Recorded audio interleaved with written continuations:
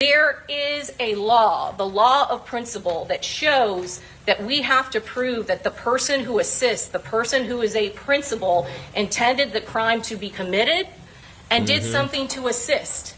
Kyla Enright is in no way is in the same position as this defendant. She is not in a vehicle with all of the perpetrators.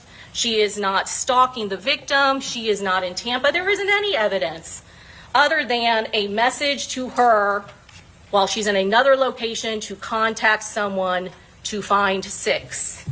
To suggest to you that any of the girls or young women in the victim's party is in the same position of her is preposterous.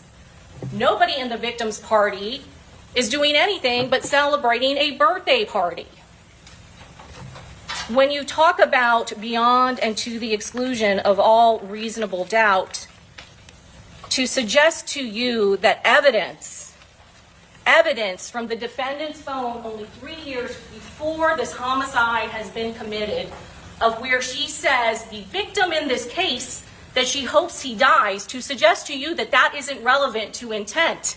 This is a homicide case where she is charged with first-degree murder of Charles Jones, of Julio Foolio, where she is charged with conspiracy to commit first-degree murder. To suggest to you a message to a friend where she specifically says, I hope Foolio dies, is not important critical evidence for you to hear. To suggest to you that the attempted murder of a victim that occurred only months before his actual murder, that connects them to that, is not evidence of first-degree murder. It absolutely is. The killers didn't get him in October.